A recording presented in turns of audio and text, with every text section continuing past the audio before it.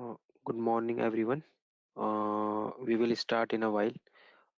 बस वेट कर रहे हैं कि बाकी लोग भी ज्वाइन कर लें। सो नेक्स्ट 2-3 मिनट में हम स्टार्ट करते हैं।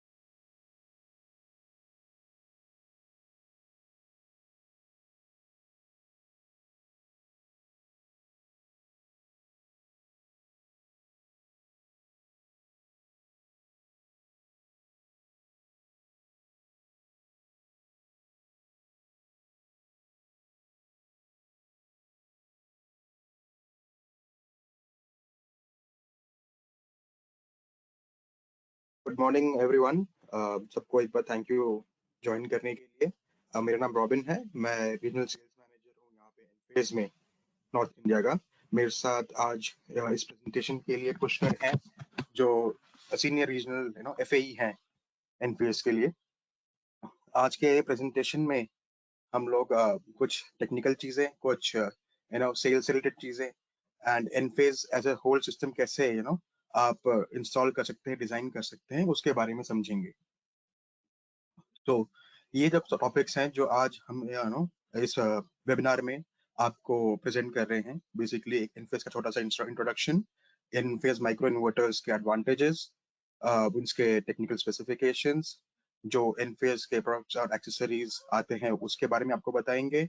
मॉड्यूल कंपैटिबिलिटी कैलकुलेटर कौन सा है, क्या है, आप उसे कैसे यूज कर सकते हैं उसके बारे में बताएंगे। एनफेस सिस्टम को सिंगल फेज और 3 फेज में कैसे डिजाइन करना है वो आपको बताएंगे। एनफेस का जो सॉफ्टवेयर है और जो एप्स आते हैं उसके क्या फीचर्स है वो आपको इस प्रेजेंटेशन में पता चलेगा। एनफेस के जीरो एक्सपोर्ट और ग्रिड प्रोफाइल फीचर के बारे में आपको हम बताएंगे। जो आगे के वेबिनार वीकली प्लान है वो भी आपको पता चलेगा। एंड एनफेस यूनिवर्सिटी क्या है, आगे जो ट्रेनिंग एंड ट्यूटोरियल वीडियोस है कस्टमर सपोर्ट के बारे में। एंड इन द एंड सबसे आखिरी में एक Q&A सेशन होगा जहां पे आप अपने सवाल जवाब कर सकते हैं। सबसे पहले हम एनफेस के बारे में समझते हैं। एनफेस एज ए कंपनी क्या है, कब शुरू हुई थी उसके बारे में समझते हैं। एनफेस स्थापित हुई थी 2006 में कैलिफोर्निया में। इसके फाउंडर हैं मिस्टर रघु बेलूर और mister Martin Fornage. Mister Raghu Belur अभी भी कंपनी के सीटीओ हैं। मिस्टर मार्टिन फोर्नाज रिटायर हो चुके हैं बेसिकली। एनफेस अगर देखा जाए तो as a company the core business जो है एनफेस का वो सिर्फ माइक्रो इन्वर्टर बिजनेस है। हम स्ट्रिंग इन्वर्टर या फिर सेंट्रल इन्वर्टर कोई और इन्वर्टर टेक्नोलॉजी काम नहीं करते। स्टार्टिंग से लेके अभी तक हमारा कोर बिजनेस जो है माइक्रो इन्वर्टर टेक्नोलॉजी डिप्लॉय करना है मार्केट में, वही हमारा मेन बिजनेस लाइन है। एंड 300 से ज्यादा पेटेंट्स हैं हमारे पास। हमारा ग्लोबल हेडक्वार्टर्स है कैलिफोर्निया, फ्रीमॉन्ट कैलिफोर्निया में बेसिकली। 3,000 से ज्यादा एम्प्लॉइज काम करते हैं एनफेस में। अगर देखा जाए तो 6.8 करोड़ से ज्यादा इन्वर्टर्स दुनिया भर में लगे हुए हैं, जो करीब करीब 23 गीगावाट के आसपास जो फिगर आता है। 35 लाख से ज्यादा सिस्टम्स अगर हम इन सबको कंपाइल करेंगे तो रेजिडेंशियल और स्मॉल कमर्शियल सिस्टम्स दुनिया भर में लगे हैं, जो 195 कंट्रीज होते हैं। उसमें से 145 कंट्रीज में एनफेस प्रेजेंट है। तो that is a very big number. Again अगर हम इंडिया ऑफिस की बात करते हैं तो इंडिया का में हमारा ऑफिस है बैंगलोर में। एंड इन 3,000 में से करीब करीब 1800 एम्प्लॉइज बैंगलोर में ही प्रेजेंट हैं। बेसिकली जो बैंगलोर है हमारा R&D and customer support hub है। सो अगर हम एनफेस ऐसे प्रोडक्ट की बात करेंगे, it's a designed in India product. ये प्रोडक्ट इंडिया में डिजाइन हुआ है एंड ये हमारे लिए एक बहुत बड़े गर्व की बात है।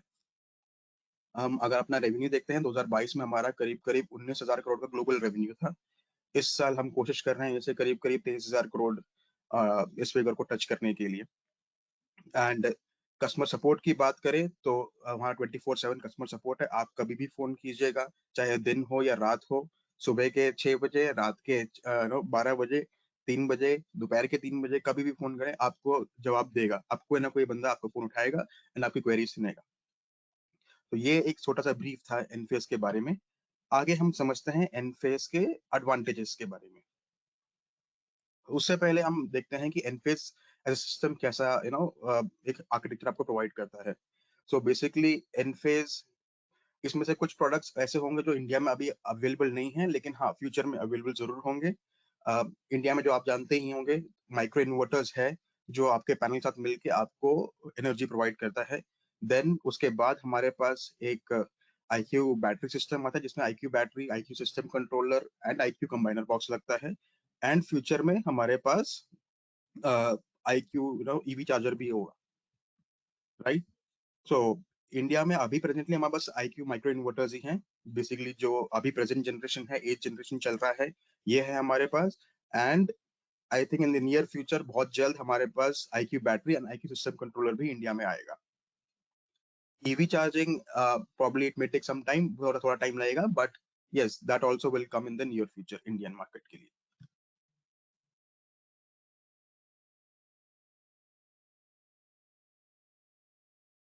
अब हम बढ़ते हैं एनफेस के एडवांटेजेस की तरफ।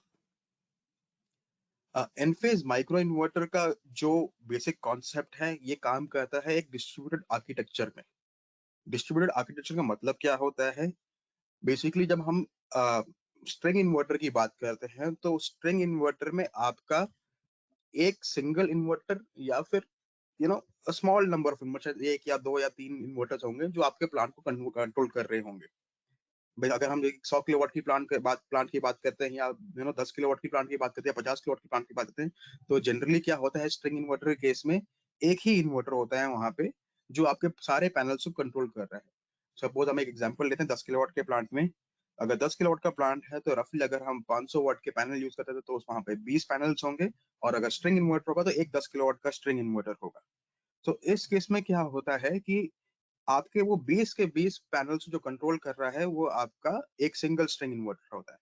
बट अगर हम एनफेज की बात करते हैं तो एनफेज में इंस्टेड ऑफ 20 सॉरी एक इन्वर्टर, यहाँ पे आपको 20 इन्वर्टर्स मिलेंगे जो आपके हर एक पैनल को कंट्रोल कर रहे होंगे।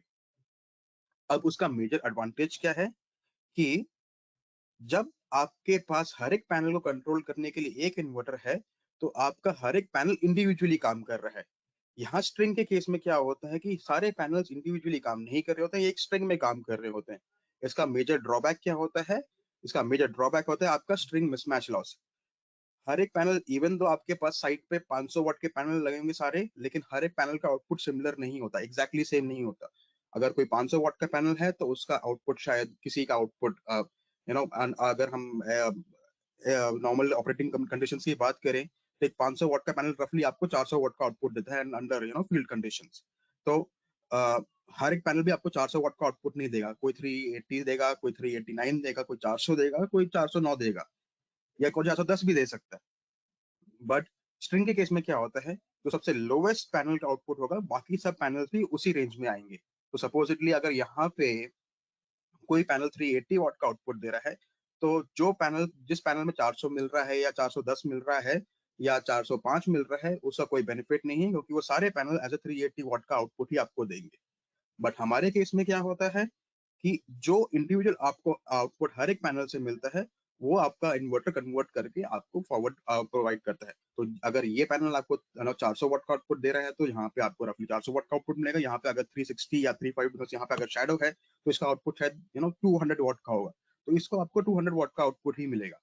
यहाँ पे शायद आपको 380 का आउटपुट मिल रहा होगा तो यहाँ पे आपको 380 का आउटपुट मिलेगा। तो ऐसे हमारा स्टिक इन्वर्टर काम करता है, राइट। तो आपको हर एक पैनल से जो मैक्सिमम पावर प्रोड्यूस हो रही है वो आपको एनफेज इन्वर्टर के केस में मिलता है। जबकि एक स्टैंडर्ड ट्रेडिशनल स्ट्रिंग इन्वर्टर में जो भी स्ट्रिंग का सबसे लोवेस्ट आउटपुट होगा वो बाकी पैनल्स उस लेवल पे आके काम करेंगे। सो यहाँ पे आपको पावर की, हमारे इनफेस सिस्टम में आपके पावर की मैक्सिमाइजेशन हो रही है। जो हमारे इंस्टॉलर्स जो सालों से एनफेस यूज कर रहे हैं उनका कहना है कि एनफेस सिस्टम में उनको करीब करीब 8 से 10% का पावर गेन मिलता है compare to traditional string inverter. This is the words, ये मतलब यही जो ये शब्द हैं जो हमारे जो इंस्टॉलर्स हैं, जो हमारे ईपीसी पार्टनर्स हैं, जो एनफेस यूज कर रहे हैं रेगुलरली, ये उनका कहना है। अब हम आगे बढ़ते हैं। एनफेज माइक्रो इन्वर्टर्स में एक और बेनिफिट ये होता है कि बिकॉज हमारा इन्वर्टर एक बहुत ही स्मॉल पावर कन्वर्जन डिवाइस है, तो इसको चालू होने में और बंद होने में ना बहुत कम वोल्टेज की रिक्वायर है। अगर हम स्ट्रिंग इन्वर्टर की बात करते हैं और एक छोटा से 10 किलोवाट का स्ट्रिंग इन्वर्टर होता है तो उसको कम से कम नहीं तो भी 200 से 250 वोल्ट चाहिए होता है स्टार्टअप मोड में आने के लिए। बट हमारे केस में क्या होता है, हमारे इन्वर्टर को सिर्फ 20 वोल्ट का करंट चाहिए होता, सॉरी वोल्टेज चाहिए होता है इन्वर्टर स्टार्ट होने में। इसका बेनिफिट एक ये होता है कि हमारा इन्वर्टर जल्दी स्टार्ट भी होता है एंड लेट बंद भी होता है। इसके अलावा हमारे इन्वर्टर्स में एक टेक्नोलॉजी यूज होती है जिसे कहते हैं बर्स्ट मोड। तो बेसिकली बर्स्ट मोड का बेनिफिट क्या होता है, जब भी कोई शैडो हमारे मूविंग शैडो हमारे पैनल से पड़ रही है, जैसे आप इस फिगर में देख सकते हैं कि एक पेड़ की शैडो पैनल्स के ऊपर आ रही है, तो इस केस में हमारा इन्वर्टर बंद नहीं होगा। अगर वोल्टेज 20 वोल्ट से भी नीचे जाता है तो हमारे इन्वर्टर्स में इस बर्स्ट मोड टेक्नोलॉजी की वजह से आपको वो 20 वोल्ट मेंटेन करके आपका इन्वर्टर चलता है ताकि बेयर मिनिमम आपको आउटपुट मिलता रहे। सो हमारे केस में आपका इन शैडो कंडीशंस आल्सो आपको आउटपुट आती रहती है। सो ये कैसे संभव है, क्योंकि हमारे इन्वर्टर के अंदर कैपेसिटर्स लगे हैं जो under low voltage conditions inverter को चार्ज रिलीज रिलीज करते रहते हैं, जिसकी वजह से आपका इन्वर्टर हमेशा ऑन रहता है। अब हम नेक्स्ट अगले एडवांटेज की तरफ चलते हैं।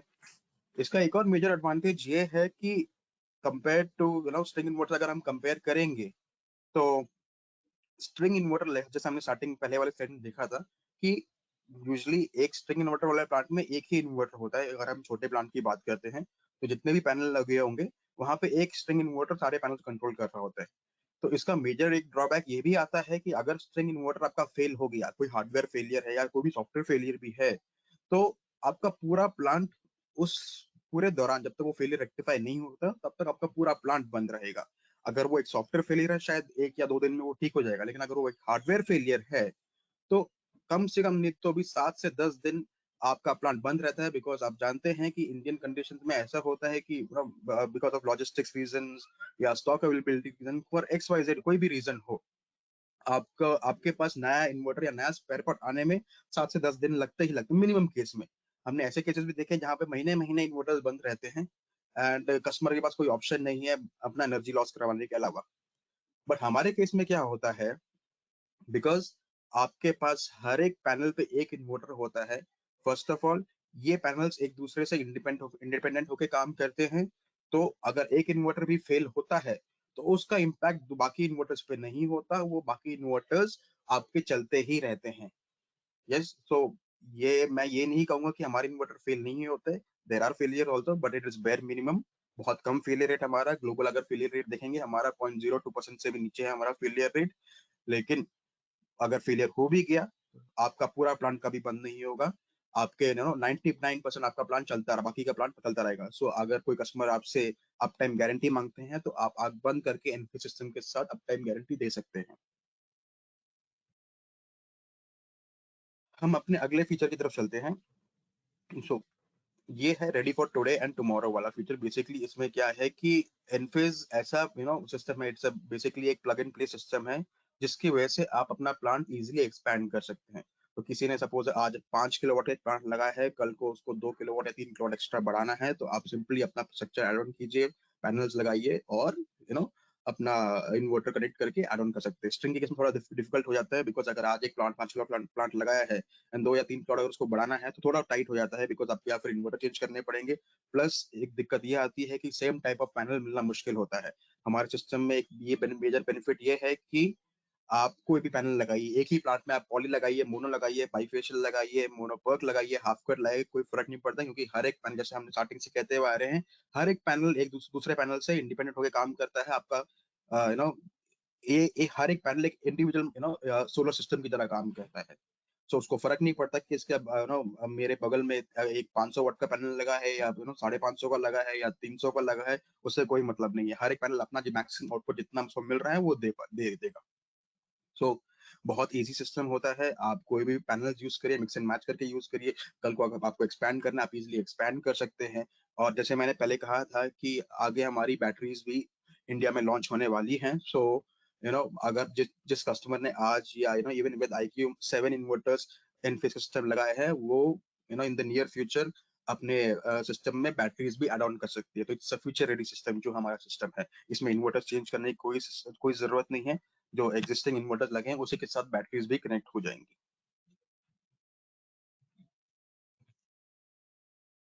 हम अगले एक एडवांटेज की तरफ चलते हैं। जो हमारा इन्वर्टर है बेसिकली ये एक IP67 इन्वर्टर है। It's completely sealed unit.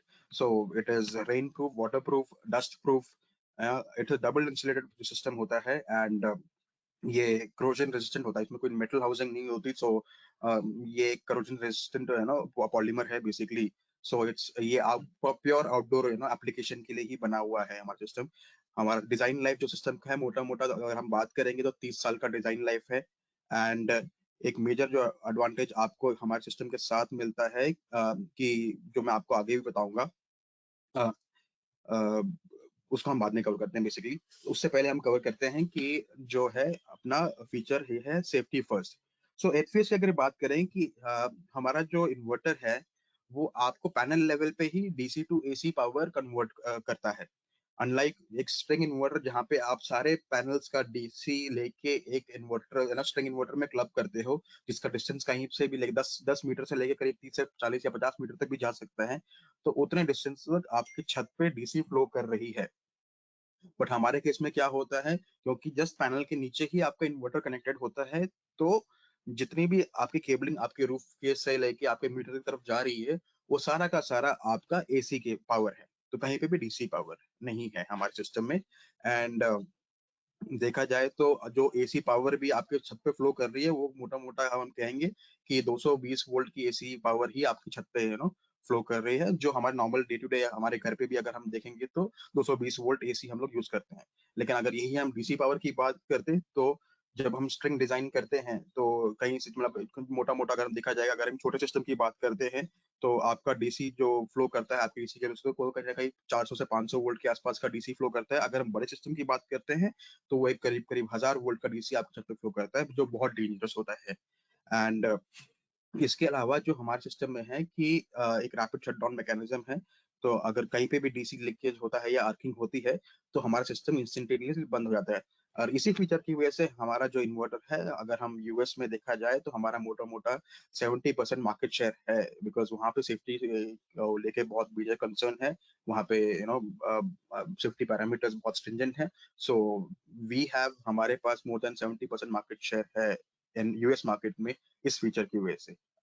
मैं बात कर रहा हूँ रेजिडेंशियल और स्मॉल कमर्शियल सिस्टम्स की। मैं बड़े सिस्टम्स की बात नहीं कर रहा। So and I think in future India में भी ये systems safety application safety concerns implement हो जाएँगे। And then we also will have a major share, because ऐसे फीचर्स शायद ही किसी और इन्वर्टर जब बहुत कम मैन्युफैक्चरर्स प्रोवाइड करते हैं। So we already have these systems in place. जिस फीचर की मैं पहले बात कर रहा था, because we have design life, हमारा जो डिज़ाइन लाइफ है वो करीब-करीब 25 से 30 साल का डिज़ाइन लाइफ है। हम इंडस्ट्री लीडिंग वारंटी आप लोगों को प्रोवाइड करते हैं। हमारा जो वारंटी है, हम standard warranty with IQ8 series inverters आपको 15 साल की वारंटी देते हैं। अगर कस्टमर चाहे तो उसको 20 साल या 25 साल तक वो एक्सटेंड भी कर सकते हैं। तो अभी तक वी हैव नॉट सीन कोई भी ब्रांड जो 15 साल की वारंटी दे रहा हो आपको इन्वर्टर्स का। सो एंड अगर हम स्ट्रिंग की बात करेंगे तो स्टैंडर्ड वारंटी जो प्योरली चाइनीज़ मैन्युफैक्चरर्स हैं, वो 7 साल या 8 साल की देते हैं। बड़े इन्वर्टर्स में भी जाएँगे, जो कमर्शियल में आते हैं, वहाँ पे 5 साल से ऊपर आपको मिलती नहीं है। छोटे रेजिडेंशियल में ये 7 इयर्स 10 मैं एक आध ब्रांड है जो आपको 10 इयर्स की वारंटी देता है, लेकिन 15 साल की वारंटी कोई आपको देता नहीं है।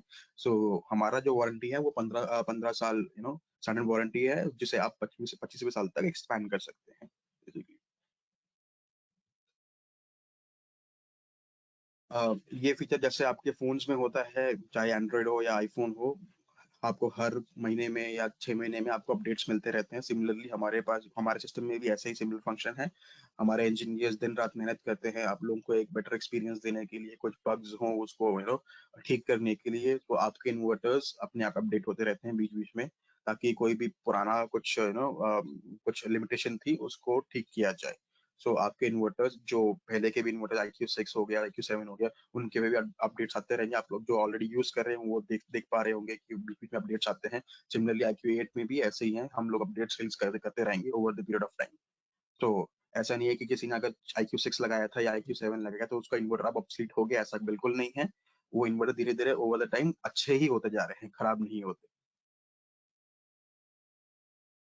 आगे की प्रेज़ेंटेशन के लिए मैं पुष्कर को हैंड ओवर कर रहा हूँ। पुष्कर हमारे टेक्निकल सीनियर टेक्निकल एफएई हैं, वो आगे आपको टेक्निकलिटीज़ समझाएँगे इन-फेज़ इन्वर्टर्स के बारे में, माइक्रो इन्वर्टर्स के बारे थैंक्स थैंक्स रॉबिन। अ, आपने बहुत अच्छे से एक्सप्लेन किया एनफेस के एडवांटेजेस के बारे में। सो इसके आगे हम अभी तक आपने जाना कि एनफेस का ओवरऑल एडवांटेज कंपनी इंट्रोडक्शन क्या है। आगे हम जानेंगे हमारे नए products IQ8 and IQ8 series के इन्वर्टर्स के बारे में। तो निखिल हमारे senior FAE for the west region, so वो आपको आगे के बारे में बताएंगे। Nikhil, over to you.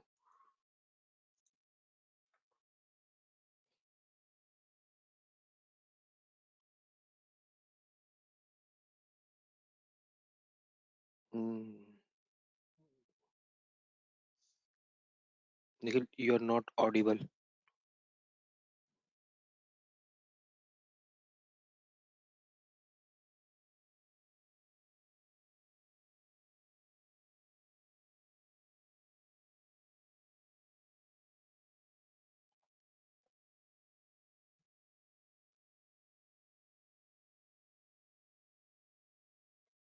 Alright, I think Nikhil के सिस्टम में कुछ इशू है।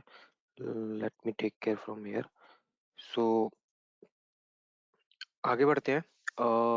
हमारा अभी तक जो मार्केट में था 7th जनरेशन के इन्वर्टर्स थे।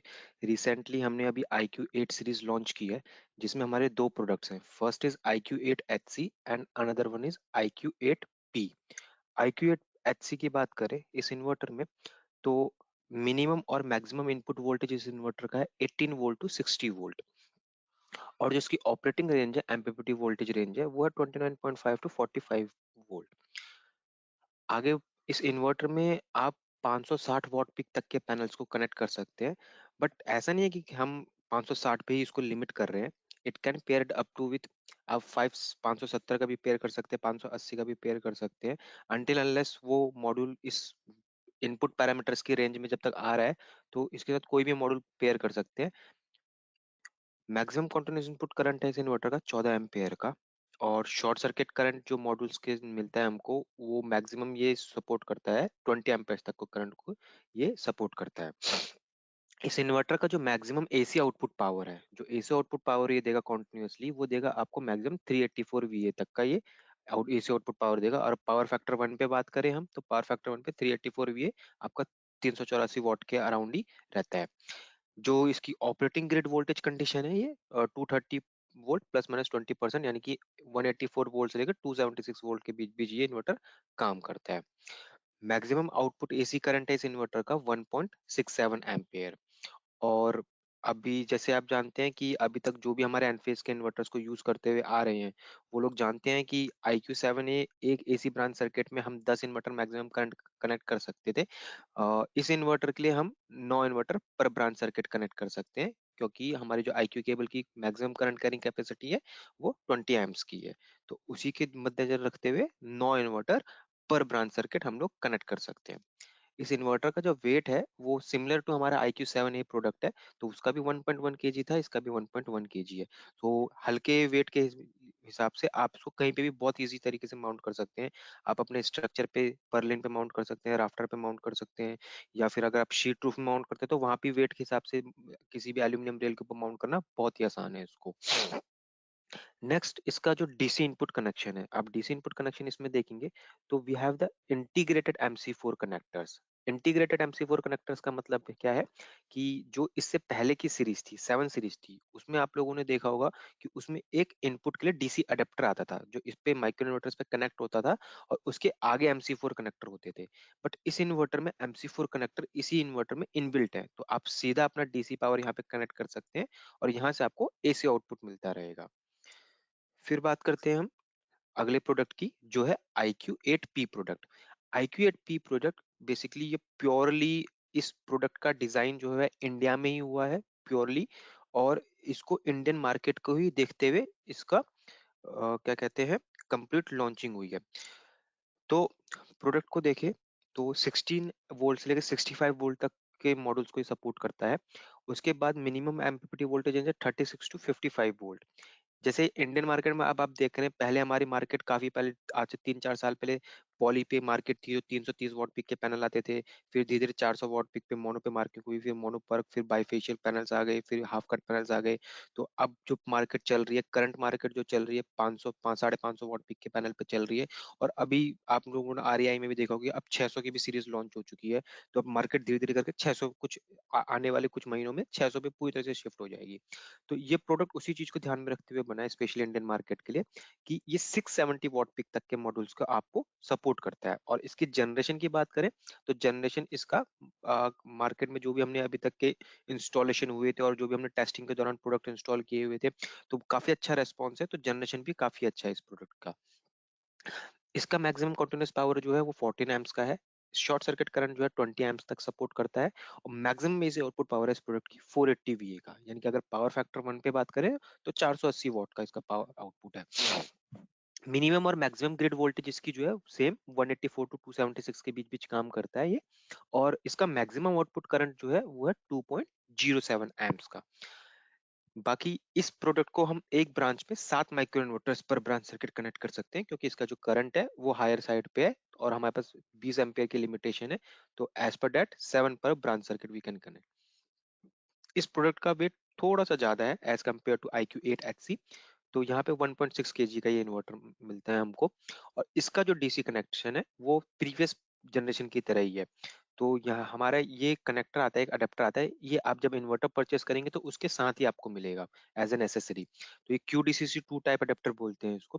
तो इसमें ये अडेप्टर माइक्रो इन्वर्टर में प्लग इन हो जाता है और यहाँ से आप अपना डीसी इनपुट कनेक्ट कर सकते हैं मॉड्यूल से जो आपको मिल रहा है, और यहाँ से आपको एसी आउटपुट मिलेगा। सॉरी। फिर बात करते हैं हम सर्टिफिकेशंस की, कंप्लायंसेस एंड सर्टिफिकेट्स की। सो हमारा जो माइक्रो इन्वर्टर्स हैं, जितने भी इंडियन मार्केट में आपको स्टैंडर्ड्स रहते हैं, सेफ्टी स्टैंडर्ड्स रहते हैं और जो कंप्लायंस रहते हैं, सभी स्टैंडर्ड्स और कंप्लायंस को ये फॉलो करता है और टेस्टेड है प्रोडक्ट। सारे सर्टिफिकेट्स आपको हमारी वेबसाइट्स पर अवेलेबल हो जाएंगे। ग्रिड कंप्लायंस के लिए IEC 61727 कंप्लायंट है। एफिशिएंसी के लिए IEC 61683 सर्टिफाइड है ये। सेफ्टी की हम बात करें तो 62109 पार्ट 1 और पार्ट 2 दोनों को कंप्लाई करता है ये प्रोडक्ट। EMC सर्टिफाइड भी है। और प्रोडक्ट लेबलिंग में यू कैन सी कि सी सर्टिफाइड भी है, RCM भी है और BIS भी है। BIS आप लोग जानते हैं कि bureau of Indian standards, Indian market में कोई भी प्रोडक्ट आने के लिए BIS बहुत इज नाउ कंपलसरी। तो हमारा प्रोडक्ट BIS सर्टिफाइड है, BIS अप्रूव्ड भी प्रोडक्ट है। तो किसी भी गवर्नमेंट सब्सिडी प्रोग्राम में अगर आप अप्लाई कर रहे हैं, चाहे वो स्टेट गवर्नमेंट हो या चाहे वो सेंट्रल गवर्नमेंट का कोई भी प्रोग्राम हो, तो आप इजीली अप्लाई कर सकते हैं as this project is BIS approved.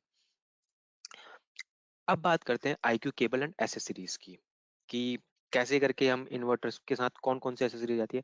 एनफिस से आप कभी भी कोई भी प्रोडक्ट लेंगे तो एनफिस सिर्फ और सिर्फ माइक्रो इन्वर्टर आपको नहीं देगा। माइक्रो इन्वर्टर के साथ उसकी पूरी एक एसेसरीज की किट्स आती है जो वो आपको प्रोवाइड करेगा। तो बात करते हैं इसके किट्स की। सबसे ऊपर आप ये देख रहे हैं, ये मॉड्यूल, मॉड्यूल से डीसी इनपुट आएगा और डीसी इनपुट के बाद ये इन्वर्टर हो गया। इन्वर्टर का सबसे पहले ये इसकी पूरी IQ केबल है। IQ केबल क्या करती है, सारे सारे इन्वर्टर्स के AC आउटपुट को कलेक्ट करती हुई चलती है यहाँ से। ये AC कनेक्टर है। AC कनेक्टर मींस ये क्या करता है, सारे माइक्रो इन्वर्टर के साथ कनेक्ट होते हुए चलता है। तो बहुत ही सिंपल इंस्टॉलेशन रहता है, प्लग एंड प्ले है टोटल। आप जैसे आपको सिस्टम यहाँ पे दिख रहा है सेम वैसे ही ये असल में फील्ड पे भी वर्क करता है। इन्वर्टर बहुत इजी है माउंट करना, एक M8 नट बोल्ट से इजीली आप स्ट्रक्चर पे माउंट कर सकते हैं इसे। और उसके बाद आपका जो ये फैक्ट्री फैब्रिकेटेड केबल्स होती हैं, ये सीधा प्लग होंगे यहाँ पे। DC आपने प्लग की, AC आपने प्लग की और आपको AC आउटपुट यहाँ पे मिल जाता है। आप जैसे देखेंगे यहाँ पे जो AC केबल है, ये AC केबल आपको सीरीज में नजर आ रही है, ठीक है, बट ये सीरीज में नहीं है एक्चुअल में। ये जो AC कनेक्टर है, इस पॉइंट का अगर आप इंटरनल व्यू यहाँ पे चेक करेंगे तो यहाँ पे जो लाइन और न्यूट्रल केबल होती है, ये दोनों पैरेलल में चल रही होती है। आप जैसे यहाँ सर्किट में देखेंगे ये लाइन केबल आई, ये दोनों उसमें पैरेलल में चलेगी। तो आप कैसे भी इस केबल को कनेक्ट करें तो ये हमेशा पैरेलल में ही रहेंगी। फिर बात करते हैं IQ टर्मिनेटर की। IQ केबल टर्मिनेटर क्या है, ये IQ केबल जो होती है दोनों साइड से ओपन रहती है। ये बेसिकली एक 2 कोर की केबल है जिसमें लाइन और न्यूट्रल आपको मिलता है। तो एक साइड से तो आपका ACDB की तरफ को केबल चली जाती है, दूसरा साइड ओपन रहता है। तो उस ओपन एंड को वेदर प्रूफ जॉइंट प्रोवाइड करवाने के लिए, एक सील प्रोवाइड करवाने के लिए IQ केबल टर्मिनेटर का हम यूज करते हैं। फिर बात करते हैं IQ केबल सीलिंग कैप की। सीलिंग कैप बेसिकली क्या होती है, ये जो कैप होती है, जैसे मान लीजिए कई बार आपका साइट में क्या होता है, आपके कॉन्टिन्यूस पैनल लगे हुए हैं। कॉन्टिन्यूस पैनल लगे हुए हैं तो वहां पे क्या करते हैं आपका, कई बार ऐसा होता है कि बीच में कोई पोल आ गया, पिलर आ गया, या वहां पे कुछ ऐसा ऑब्स्ट्रक्शन आ गया कि हम एक पैनल को स्किप कर देते हैं। तो पैनल को स्किप करने के लिए, कि इस केबल को हम कट करने को नहीं बोलते हैं। कट करने के बदले हम कहते हैं कि आप सर एक जॉइंट वहां पे एक्स्ट्रा छोड़ दीजिए, एक कनेक्टर, और आप आगे बढ़ जाइए। एक्स्ट्रा कनेक्टर छोड़ते हैं, जो एक्स्ट्रा कनेक्टर है उसको सील करने के लिए सीलिंग कैप यहाँ पे अवेलेबल होती है आपकी।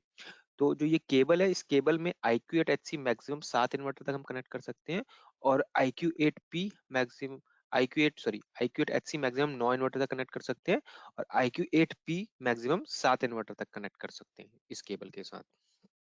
और ये सारे इन्वर्टर सिंगल फेज इन्वर्टर है।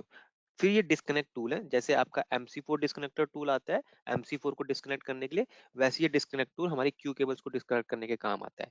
इससे आप MC4 डिस्कनेक्टर टूल की तरह भी यूज कर सकते हैं। फिर आते हैं हमने IQ gateway metered. IQ gateway क्या है बेसिकली, इसको पहले, अगर आप एनफेस के साथ काफी लंबे से टाइम से जुड़े हुए हैं, तो पहले ये एनवॉय के नाम से जाना जाता था मार्केट में। तो एनवॉय, इसका अब जो नाम है आईक्यू गेटवे नाम है इसका।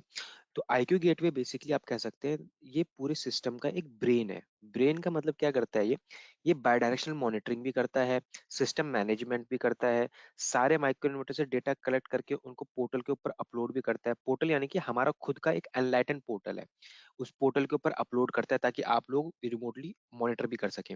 सिस्टम में कुछ भी एरर आया, कुछ भी इशू हुआ, तो हम गेटवे के थ्रू सिस्टम को कंट्रोल और ट्रबल शूट करते हैं वहां पे। ठीक। गेटवे एक मैंडेटरी आइटम है एनफेस सिस्टम्स की वारंटी को क्लेम करने के लिए। फिर बात करते हैं current transformer. Current transformer basically कहाँ यूज होते हैं? दो जगह यूज किए जाते हैं। पहला तो अगर आपको सिस्टम को जीरो एक्सपोर्ट करना है, ठीक है, और दूसरा आपका जीरो एक्सपोर्ट फीचर के बारे में हम आगे पे जानेंगे, और दूसरा आपका घर का लोड भी मॉनिटर करना होता है, तो उस फीचर के बारे में हम आगे बात करेंगे स्लाइड्स में। बेसिकली एनफेस के गेटवे के साथ दो सीटी बाय डिफॉल्ट आती हैं। ये जो सीटीज होती हैं 200 एम्पेयर तक के लिए होती हैं, ठीक है, और इनकी एक्यूरेसी ±1% तक की होती है। तो दो सिटी गेटवे के साथ पहले से ही आती हैं इन द बॉक्स। अगर आपको तो सिंगल फेज के लिए एक प्रोडक्शन साइड लग गई और एक कंजम्पशन साइड लग गई, वहां के लिए सफिशियंट है। बट अगर आप थ्री फेज इंस्टॉलेशन कर रहे हैं तो तीन सिटीज आपको प्रोडक्शन के लिए चाहिए और तीन सिटीज आपको कंजम्पशन साइड के लिए चाहिए। तो तीन तीन सिटीज आपके हो गई, तीन तो आपकी प्रोडक्शन के लिए होगी, तीन कंजम्पशन के लिए होगी, तो दो बॉक्स के अंदर आ रही है, आपको चार सिटीज और एक्स्ट्रा परचेस करनी पड़ेंगी। तो अगर आप जीरो एक्सपोर्ट के लिए जा रहे हैं या फिर घर का लोड मॉनिटर आपको करना है, तो आपको एडिशनल चार सीटी परचेस करनी मैंडेटरी है। और अगर आप जीरो एक्सपोर्ट नहीं चाहते हैं और आप घर का लोड मॉनिटर नहीं करना चाहते हैं, तो इन दैट केस आपको एक ही एक्स्ट्रा सीटी परचेस करनी पड़ेगी प्रोडक्शन के लिए, जो कि तीन सीटीज है वहां पे आपके पास। फिर बात करते हैं आईक्यू सॉरी, आईक्यू रिले की। आईक्यू रिले बेसिकली क्या है हमारा, एक, this is also new product. ये काम आता है हमारे माइक्रो इन्वर्टर्स को जो ग्रिड में फ्लक्चुएशंस होती हैं। ग्रिड में फ्लक्चुएशंस का मतलब क्या है? जैसे हाई वोल्टेज या लो वोल्टेज आती है, या कई बार फ्रीक्वेंसी abnormalities आती है, या कई बार ऐसा होता है कि बगल में कोई ट्रांसफार्मर था, उसमें कुछ फॉल्ट हुआ, उसमें कुछ भड़ाका हुआ, तो एकदम से एक सर्ज सा आता है, कई बार वो माइक्रो इन्वर्टर्स को फेल कर देता है। तो ऐसे सिनेरियो से ही हमारे माइक्रो इन्वर्टर्स को बचाता है। ठीक। इसकी बात करें, बहुत इजी है इंस्टॉलेशन इसका, लाइट वेट है, डिन रेल माउंटेड है, इसके अंदर स्मार्ट फीचर्स हैं, खुद ब खुद ऑटोमेटिकली कनेक्ट और डिस्कनेक्ट करता है, रिमोट अपग्रेड हम इसको कर सकते हैं। ठीक। 5 साल की वारंटी के साथ ये आता है। फेज लॉस डिटेक्शन का भी फीचर इसके अंदर है। फेज लॉस डिटेक्शन का मतलब क्या होता है कि बहुत सारे डिस्कॉम की ये रिक्वायरमेंट रहती है कि अगर एक फेज चला जाए तो बाकी के दो फेज भी ऑटोमेटिकली बंद हो जाने चाहिए। तो सेम फीचर ये इसके अंदर भी, ये उसको भी कर सकता है। रेस्पॉन्स टाइम इसका बहुत अच्छा है, 100 मिली सेकंड के अंदर अंदर आपके सिस्टम को प्रोटेक्ट करता है। और इसके अंदर एलईडीज हैं ये सारी की सारी, जो आपको स्टेटस बताती रहती हैं। ये तीन वोल्टेज एलईडीज हैं, R phase, Y phase, B phase, और ये फ्रीक्वेंसी एलईडी है जो आपको ग्रीन जलती रहती है परमानेंट, जो बताती है कि सब कुछ ठीक है। अगर कुछ भी खराब होगा तो ये रेड हो जाती है यहाँ पे। तो IQ relay is a mandatory for claiming the warranty of the system. So आप कभी भी कोई भी सिस्टम, नया सिस्टम आप परचेस करने के लिए जाएंगे, तो we are by default IQ relay उसमें ऐड हो रहेगा। और अभी तक ये जैसे हमारा नया प्रोडक्ट है और ये हमारे माइक्रो इन्वर्टर्स को प्रोटेक्ट करता है, तो हमारे इस टाइम पे इंडिया में करीब करीब 5,000 से भी ज्यादा सिस्टम इंस्टॉल हो चुके हैं ऑलरेडी, जो कि बिना आईक्यू रिले के थे।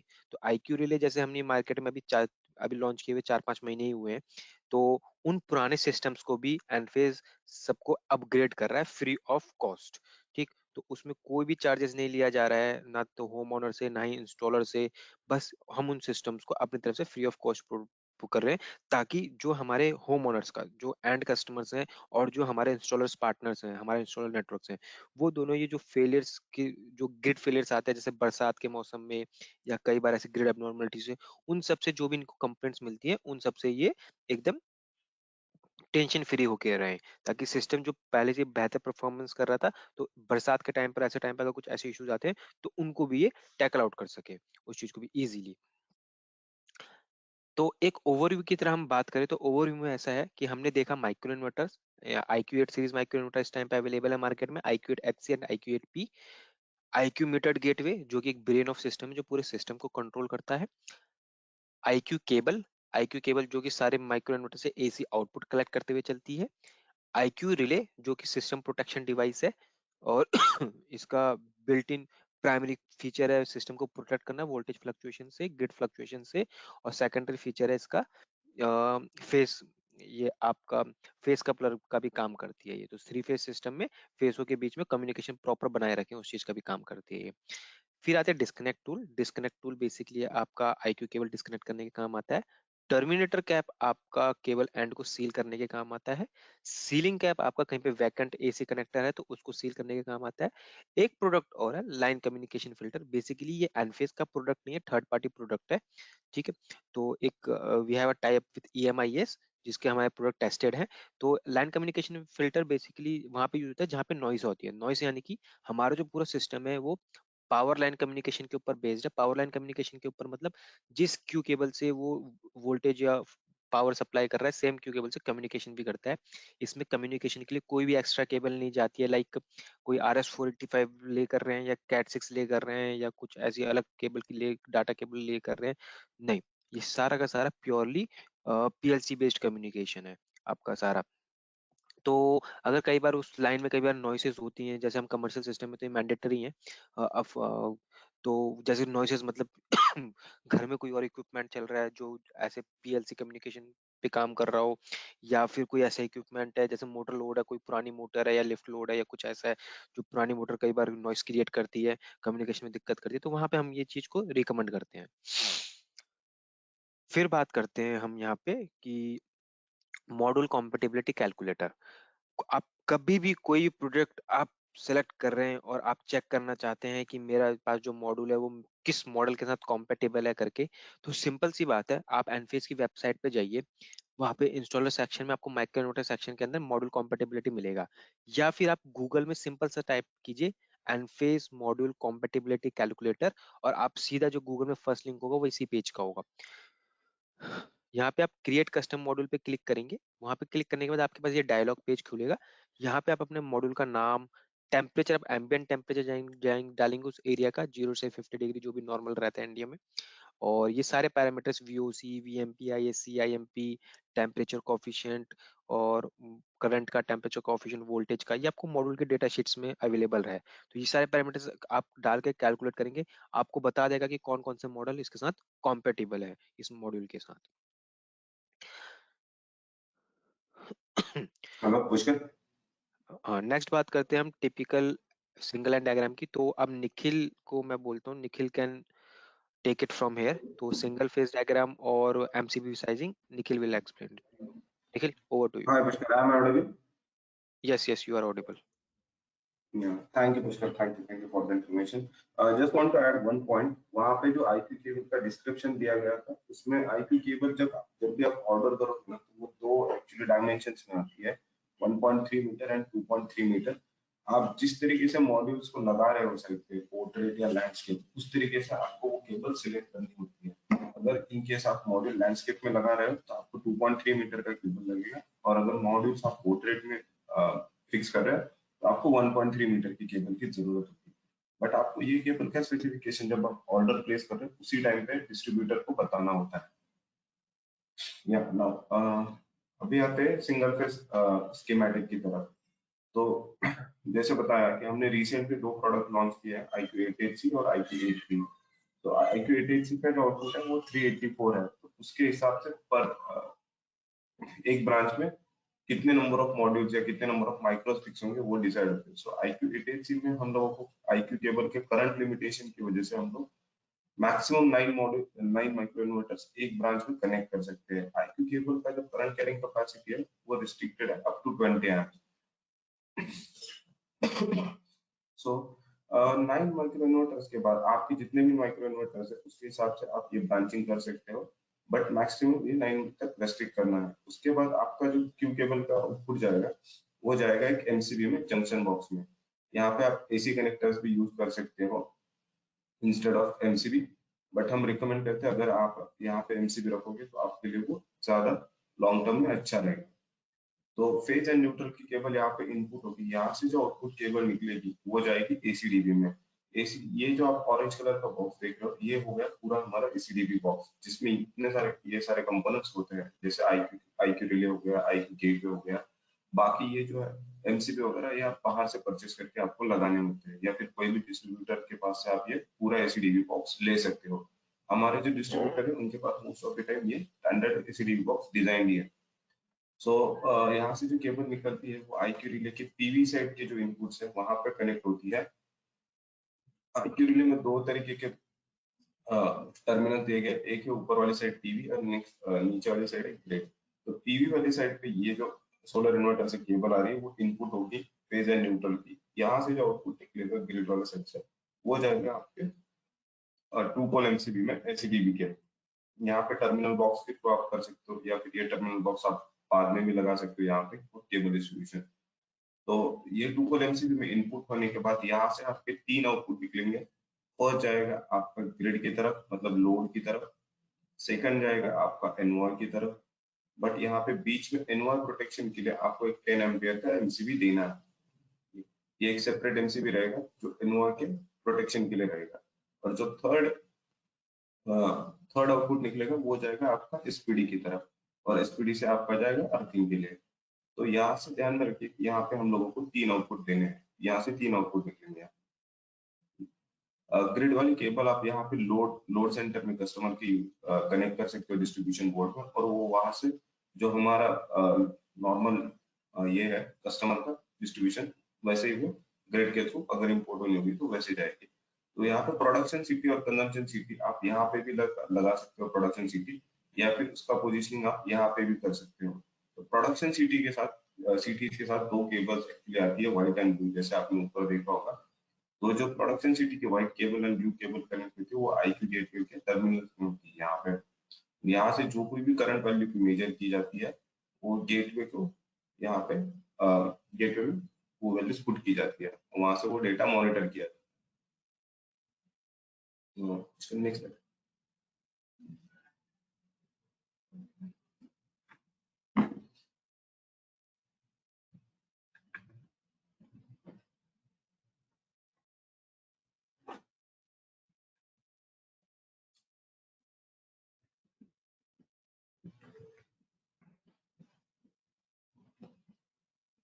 push the reverse screen presenting, I am not able to change.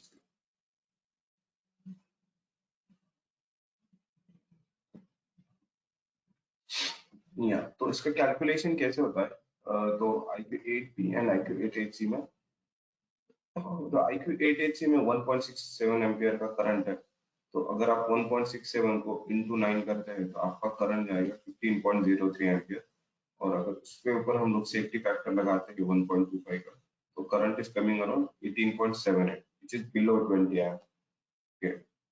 And IQ8P के लिए भी same way of method of calculation है। यहाँ पे भी हम लोग 2.09 एम्पियर एक माइक्रो इन्वर्टर का आउटपुट करंट है, इसको into number of micro inverters अगर हम लोग करेंगे, इसका करंट रहता है 14.63 एम्पियर इनटू 1.25। ये एक स्टैंडर्ड सेफ्टी फैक्टर है क्योंकि हम लोग इंडियन लोकल स्टैंडर्ड के हिसाब से यहाँ पे कंसिडर करते हैं। तो उसका करंट रहता है 18.28 ampere which is also below 20 ampere. तो इससे क्या होता है कि हमारी जो करंट आईक्यू केबल की कैपेसिटी है, करंट कैरिंग कैपेसिटी, उसके बिलो ही हम लोग करंट रख रहे हैं। ये हम लोगों की तरफ से हाईली रिकमेंडेड होता है कि आप लोग नंबर ऑफ माइक्रो पर फेज जो है, जो एनफेज ने रिकमेंड किया है उसी के हिसाब से उसको ब्रांचिंग करें। कुछ नेक्स्ट सिमिलर 3 फेज के लिए भी एक स्कीमेटिक होता है। तो 3 फेज में हम लोग क्या करते हैं, आपको जैसे पता है कि माइक्रो इन्वर्टर का आउटपुट है सिंगल फेज। अब 3 फेज अगर सिस्टम होता है तो उसमें क्या, तो 3 फेज सिस्टम में क्या होता है कि जितने भी आपके नंबर ऑफ माइक्रो इन्वर्टर्स है उसको डिवाइडेड बाय 3 कीजिए, क्योंकि RY भी हमारे यहाँ इंडियन ग्रिड में 3 फेजेस है, तो उसके हिसाब से उनको इक्वल नंबर ऑफ इसमें डिस्ट्रीब्यूट करना होता है, इक्वल या नियरली इक्वल। अगर कोई मान लो कि 19 माइक्रोज है तो उस केस में आपका 667 ऐसे हो जाएगा। अगर 18 रहता है तो 666 परफेक्ट इस तरीके से डिस्ट्रीब्यूशन होगा। तो एक का दूसरा माइक्रो इन्वर्टर ऊपर नीचे होता है, उससे ज्यादा कुछ ये फेज इम्बैलेंस होता नहीं है, but most of the time equal number of माइक्रोज distribute होता है। तो उसमें क्या कि जैसे यहाँ पे हमने 8HC के हिसाब से यहाँ पे 9 माइक्रोज दिखा है, अगर 8 भी रहता है तो ये रेस्ट्रिक्टेड टू 7 है, ठीक है। तो सिमिलर यहाँ पे 99 माइक्रोज के 3 ब्रांचेस बनाए, टोटल 27 माइक्रोज है। फिर हर ब्रांच का आउटपुट हम लोगों ने एक जंक्शन बॉक्स में दिया है 2 पोल एमसीबी के थ्रू, वो सारे आउटपुट्स हम लोगों ने कलेक्ट करके आईक्यू रिले में लेके गए हैं, ठीक है। यहाँ पे ये एमसीबी दिया गया है न्यूट्रल को कॉमन करने के लिए, जो तीनों फेज से न्यूट्रल आ रही है, 3 न्यूट्रल आ रही है, उनको यहाँ पे कॉमन कर दिया गया और फिर यहाँ से आउटपुट निकाल के एसीडीवी बॉक्स में लेके गए। तो यहाँ पे वैसे ही है सिमिलर, पीवी साइड में आपके आरवाईबी और न्यूट्रल के कनेक्शन होते हैं। यहाँ से जो आउटपुट निकलेगा वो जाएगा आपका 2 पोल एमसीबी में, ठीक है। फिर यहाँ से सिमिलर 3 आउटपुट निकलेंगे, एक जाएगा एनवाई की तरफ, एक जाएगा एसपीडी की तरफ और थर्ड जाएगा आपका ग्रिड लोड साइड की तरफ। बस इसमें चेंजेस यही है सिंगल फेज और 3 फेज में। सिंगल फेज में आपको 2 पोल एमसीबी यूज करने होते हैं, यहाँ पे 4 पोल एमसीबी यूज करने होते हैं और यहाँ पे ब्रांचिंग आपका थोड़ा बढ़ जाता है क्योंकि आपको यहाँ पे 3 फेज है कनेक्शन, तो यहाँ पे आपके सर्किट ब्रेकर्स बढ़ जाते हैं इसीलिए 3 फेज सिस्टम में। हाँ, और एक था यहाँ पे प्रोडक्शन सिटीज के कनेक्शन आप यहाँ पे भी कर सकते हो, जस्ट आप कर दिया आईक्यू रिले, ओके। या फिर यहाँ से जो आपको ग्रिड साइड के आउटपुट जा रहे हैं यहाँ पे भी आप सिटीज लगा सकते हो। और कंजम्पशन सिटी अगर आपको 0 एक्सपोर्ट करना है तो 0 एक्सपोर्ट में आपको कंजम्पशन सिटी लगानी होती है। आपकी जो मीटर से तार निकल रही है टुवर्ड्स कस्टमर डिस्ट्रीब्यूशन को, वहां पे आपको कंजम्पशन सिटीज लगानी होती है और कंजम्पशन सिटीज की जो केबल होती है बाई टाइम वो आपको इन्वर्टर तक लेके आनी होती है। तो ये सिटीज लगती है आपके मीटर साइड में कंजम्पशन सिटी, और प्रोडक्शन सिटी लगेंगी आपकी एसीडीबी बॉक्स में। नेक्स्ट लेक्चर या सो आईक्यू गेटवे में किस तरीके से कनेक्शन होता है, जैसे हमने थोड़ी देर पहले भी कहा कि जो माइक्रो इन्वर्टर से केबल आ रही है वो आपके क्यू रिले में इनपुट होती है, यहाँ से वो एक 2 पोल एमसीबी में जाएगी, फिर यहाँ से आउटपुट निकल के एसपीडी की तरफ जा रही है जनरेशन मीटर, और दूसरी जा रही है 2 पोल एमसीबी के थ्रू यहाँ पे इसके ये पावर टर्मिनल्स है। यहाँ पे आपको और भी कुछ टर्मिनल दिख रहा है, ये टर्मिनल है आपके प्रोडक्शन और कंजम्पशन सिटी के कनेक्शन के लिए, ठीक है। यहाँ पे इसका एक ऊपर लेबलिंग भी किया हुआ रहता है कि प्रोडक्शन के लिए फर्स्ट 3 पोर्ट्स होते हैं 1 2 3, एंड कंजम्पशन के लिए लास्ट 3 पोर्ट्स होते हैं। कंजम्पशन सिटी आप केस टू केस बेसिस पे यूज कर सकते हो, जैसे कुछ करने पहले बताया कि आपको 0 एक्सपोर्ट करना है, कस्टमर का लोड मॉनिटर करना है, तो उस केस में आपको कंजम्पशन सिटी मॉनिटर मैंडेटरी होती है। अदरवाइज इट्स ऑप्शनल थिंग, आपको करना है या नहीं करना है वो आपके ऊपर डिपेंड है। कंजम्पशन सिटी के साथ एक ही चैलेंज रहता है कि अगर आप कंजम्पशन सिटी लोड साइड लगा रहे हो तो कंजम्पशन सिटी के साथ जो केबल आती है वो ऑलमोस्ट 3 मीटर्स की होती है, तो आपको वो 2 स्टेट को 2 कोर केबल एसीडीबी एनवाई तक लेके आनी होती है, एक्सटेंड करनी पड़ती है। तो प्रोडक्शन सिटी का जो सिटी रेशियो है वो 200 एम्पियर तक का करंट मेजर कर पाती है। इसको पर फेज स्प्लिट कोर सिटी होती है, तो आपके जितने भी फेजेस है उसमें वो केबल उसमें बेसिकली होल होता है, वो तार आपको उस होल के थ्रू पास करनी होती है। एक मेन इंपॉर्टेंट फैक्टर होता है इसमें, एक एरो दिया हुआ रहता है हम लोगों ने, वो एरो जिस जिस डायरेक्शन में आपका करंट फ्लो हो रहा है उसी डायरेक्शन में वो एरो की डायरेक्शन होनी चाहिए, अदरवाइज ये आपको निगेटिव रीडिंग देगा। ये आप जब भी आईटी के ऐप पे उसको ऐड करोगे कंजम्पशन सिटी और प्रोडक्शन सिटी को आप अनेबल करोगे, उसके बाद आपको पता चल जाएगा कि आपको करंट की वैल्यूज किस तरीके से मिल गई। अगर निगेटिव वैल्यूज मिल रही है तो उसका मीनिंग होता है कि आपने कंजम्पशन सिटी लगाने में कुछ तो गलती की है। तो अगर जिस डायरेक्शन में करंट फ्लो हो रहा है उसी डायरेक्शन में इसका ऐड होना चाहिए। या similar for consumption city, consumption city के लिए भी जो होता है, कंजम्पशन सिटी में आप जैसे दिख पा रहे हो यहाँ से ये लोड जा रहा है इस तरफ, ठीक है। अब सिंगल फेज में एक सिटी प्रोडक्शन साइड लगी है, एक सिटी कंजम्पशन साइड लगी है, ठीक है। अब यहाँ पे इसका पोजीशनिंग हमने यहाँ दिखा है, ये यहाँ पे भी हम लोग कर सकते हैं। कंजम्पशन सिटी जो लगेगी आपके meter side before the load लगेगी, ये आपका लोड करंट लोड के हिसाब से आपको करंट की वैल्यू देती रहेगी, इंस्टेंटेनियस वैल्यू देती रहेगी।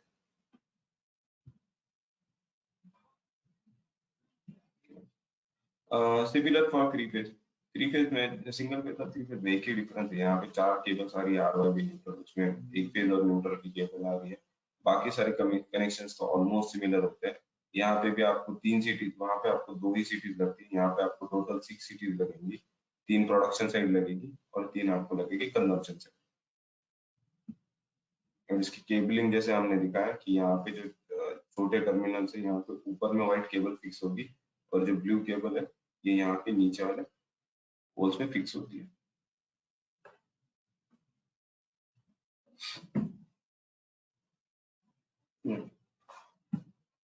सो इनफेज एप्स एंड सॉफ्टवेयर के बारे में बताते हैं अभी। तो इनफेज के दो एप्स है बेसिकली अभी जो मार्केट में पॉपुलर एप्स है हम लोगों के। उसमें से पहला ऐप है इनफेज एनलाइटन और दूसरा है installer toolkit. Installer toolkit app is mainly design for installers. तो वो जो कोई भी हमारे इंस्टॉलर्स होते हैं साइट इंस्टॉलेशन करते हैं उनके लिए वो फर्स्ट टाइम जब साइट हम लोग कमीशनिंग करते हैं तो उन लोगों को वो साइट वहां पे जाके कमीशनिंग करना होता है। तो उसमें कुछ बेसिक स्टेप्स होते हैं जैसे कस्टमर के सिर्फ डिटेल देना या फिर नंबर ऑफ माइक्रोमीटर्स के ऊपर स्कैनर्स आते हैं कुछ, एक यूनिक आइडेंटिफिकेशन नंबर होता है तो उसको स्कैन करना होता है, क्यू रिले हो गया, गेटवे हो गया, ये सारे डिवाइसेस आपको वहां पे ऑनलाइन जाके ऐड करने होते हैं। देन उसके बाद आपको उनको प्रोविजनिंग करना होता है, उनके लिए ग्रिड प्रोफाइल सेट करना होता है। सो ऑल टुगेदर एक ऑलमोस्ट आधे घंटे का टास्क होता है, 15 minutes to half an hour depend on system size. Half an hour में ये काम फिनिश हो जाता है। तो बट उसके लिए एक इम्पोर्टेंट बात होती है कि IQ गेटवे जो है वहां से डेटा आपको मॉनिटरिंग के लिए उसको वहां पे आपको कंटिन्यूस इंटरनेट कनेक्शन देना होता है। तो जब भी आप साइट कमीशनिंग करते हो तो उस टाइम पे अगर आप इंटरनेट कनेक्शन दे रहे हो तो उसको परमानेंटली रखिए वहां पर। तो ये जो दो ऐप है उसमें से एनफेज एनलाइटन ऐप वो जो होता है ये होम ओनर्स के लिए होता है बेसिकली, और या जो कोई भी सिस्टम ओनर है उनको अपना डेटा देखना है, मॉड्यूल लेवल मॉनिटरिंग करनी है, या पर डे कितना जनरेशन हो रहा है, शेडेड मॉडल में कितना प्रोडक्शन हो रहा है, इनके सब कुछ शैडो या कुछ अलग इशू हो गए, या फिर सिस्टम में कुछ एरर्स आ रहे हैं क्या। तो वो सब चीजों के लिए इनफेज एनलाइटन ऐप है। वहां से आप चाहे तो मतलब आपके सिस्टम में कुछ एरर है या बग है, कुछ आपको लग रहा है लो प्रोडक्शन में, तो आप वही से सपोर्ट टीम को भी रीच कर सकते हो। तो इनफेज एनलाइटन ऐप पे आप बेसिक डिटेल्स फिल करके साइन अप कर सकते हो। जो साइन अप करने के बाद जैसे कि आप स्क्रीन पे देख पा रहे हो, तो एनलाइटन ऐप पे अगर आप कोई सोलर कंपनी इंस्टॉलर हो तो यहाँ पे आपको साइन अप का ऑप्शन आता है। साइन अप पे क्लिक करने के बाद रेगुलर हमारे अदर ऐप्स का जैसे होता है टिपिकल वैसे कुछ बेसिक डिटेल्स मांगे जाते हैं, कंपनी नेम, आपका ईमेल आईडी कंपनी का, customer support number, address, city, state and और ये सब सारे डिटेल्स फिल करने के बाद आपका एक एनलाइटन का आईडी क्रिएट होता है और पासवर्ड क्रिएट होता है। उसी लॉगिन आईडी पासवर्ड से आप इंस्टॉलर टूलकिट ऐप में भी लॉगिन कर सकते हो।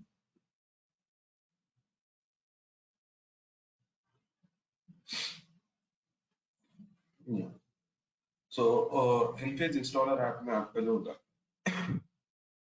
तो इंस्टॉलर टूलकिट ऐप में आपको लॉगिन एनलाइटन के लॉगिन क्रेडेंशियल्स के साथ लॉगिन करने के बाद आपको यहाँ पे आपकी जो न्यू साइट है उसके डिटेल्स फिल करने होते हैं। तो उसका एक यूनिक साइट आईडी क्रिएट होता है, ठीक है। यहाँ से आप कस्टमर को भी एक एक्सेस का लिंक प्रोवाइड कर सकते हो। यहाँ पे जैसे पहले मैंने बताया कि डिवाइसेस ऐड करने होते हैं, स्कैनिंग करना होता है, डिवाइसेस को प्रोविजन करना होता है, देन होम ओनर को एक वॉक थ्रू देना होता है। So like 6 steps in detail process होता है, हाफ एन आवर इसमें लगता है। एंड उसके बाद ये ओनली वन टाइम होता है जब इनिशियली हम लोग सिस्टम कमीशन करते हैं। ऐप दोनों भी iOS और एंड्रॉइड प्लेटफॉर्म पे इजीली अवेलेबल है। आप सर्च करोगे तो आपको इजीली इसका लिंक मिल जाएगा, या फिर आप लोग हमारे साथ भी कनेक्ट हो सकते हो इसके लिए।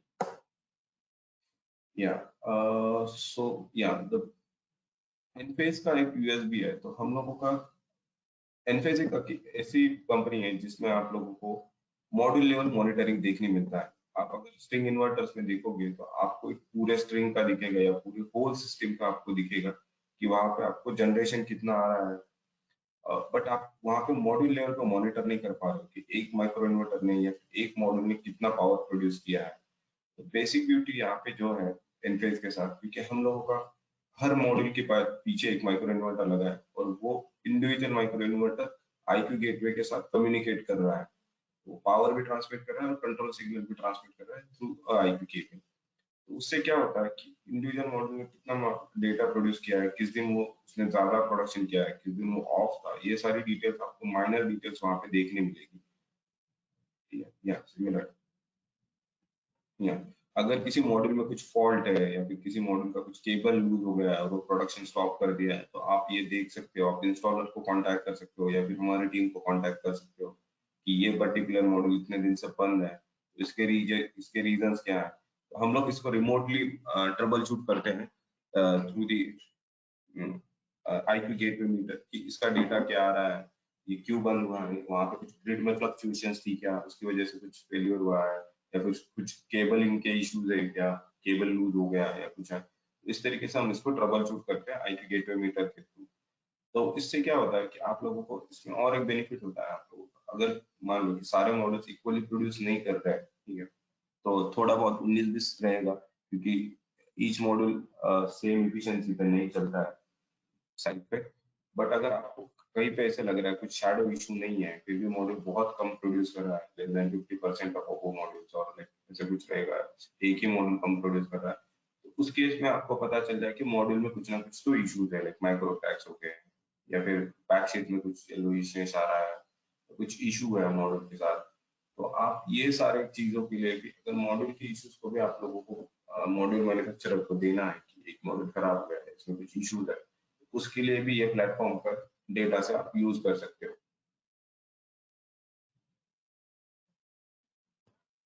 Yes, then another one thing इसमें जो होता है, आप लोगों को मॉड्यूल लेवल मॉनिटरिंग पे आप इसका जो ग्राफिकल डेटा है, जिसमें आप इसके ऊपर इंडिविजुअल मॉडल को कितना डीसी करंट मिला, कितना डीसी वोल्टेज मिला है, कितना ग्रिड की तरफ से एसी वोल्टेज, एसी फ्रीक्वेंसी आई है, ये सारे पैरामीटर्स आप यहाँ पे देख सकते हो, ठीक है। तो आप यहाँ से देखोगे तो मोस्ट ऑफ द टाइम आपको ये भी देखने मिलेगा कि अगर सनी आवर्स अच्छे रहते हैं, तो इसका मॉर्निंग में 6:30 या 6 o'clock से जनरेशन स्टार्ट होता है, तो इवनिंग में आपको 6-6:30 तक की जनरेशन देखने मिलता है in a bright sunny day. Winter में थोड़ा जनरेशन आपको यहाँ ऑब्वियसली हजार होगा, क्योंकि मॉर्निंग में उतना रेडिएशन होता नहीं है। बट आप देखोगे तो सनी समर्स के टाइम में आपको देखेगा कि मॉर्निंग 6 o'clock या 6:15 से आपका जनरेशन स्टार्ट होता है, तो इवनिंग में वो अंटिल 6:30 या 6:45 तक जनरेशन चलते रहता है। वो मॉनिटर करने के लिए भी आप यहाँ पे टाइमिंग देख सकते हो, और यहाँ से आपको पता चल जाएगा कि कितने देर तक ये प्रोडक्शन हुआ है। और अदरवाइज आपको कुछ ऐसे लग रहा है कि ग्रिड में कुछ अबनॉर्मेलिटी है, वोल्टेज ज्यादा फ्लक्चुएट हो रहा है किसी रीजन से, जैसे कुछ नहीं आ रही, कुछ ट्रांसफार्मर में प्रॉब्लम हो गई या फिर कुछ ग्रिड साइड से प्रॉब्लम चल रही है, तो वो सारी चीजें देखने के लिए भी आप ये डेटा यूज कर सकते हो। तो बेसिकली ये सब हम लोग करते हैं क्योंकि हमारे माइक्रो इन्वर्टर्स में एक एस्की चिप होता है, जिसकी वजह से वो ये सारा डेटा मॉनिटर करता है और वो माइक्रो इन्वर्टर को भेजता है। ऑल्दो वो दिखने में साइज में बहुत छोटा दिखता है, कॉम्पैक्ट है, बट उसके अंदर जो कंपोनेंट है वो टेक्नोलॉजिकली बहुत साउंड है, एंड वो सारे डेटा को कैप्चर करते रहते हैं, एंड वो माइक्रो इन्वर्टर्स गेटवे को वो ट्रांसमिट करते रहते हैं। इसकी वजह से हम लोग इतना माइनर लेवल पे एक एक माइक्रो इन्वर्टर का डेटा देख पाते हैं। यस, या सो ये है होम ओनर के लिए। होम ओनर इस तरीके का व्यू भी देख सकता है कि कितना पावर टोटल प्रोड्यूस हुआ है। अभी जैसे ये केस में दिखा रहा है कि 2.1 किलोवाट पावर प्रोड्यूस हुआ है, उसमें से 0.6 किलोवाट कंज्यूम किया गया है कस्टमर की तरफ से, और जो रिमेनिंग पावर है वो ग्रिड को एक्सपोर्ट किया गया है। अब ये एक्सपोर्ट क्यों हुआ? क्योंकि यहाँ पे लोड कम था, जितना लोड था उतना कंज्यूम हो गया, और जो एक्सेस पावर है वो ग्रिड को एक्सपोर्ट हो गया। ये आपके नाइट कंजम्पशन के अगेंस्ट ऑफसेट हो जाएगा, या फिर किसी दिन आपका कंजम्पशन ज्यादा रहेगा, प्रोडक्शन कम रहेगा, उसके अगेंस्ट पावर ऑफसेट हो जाता है नेट बैटरी।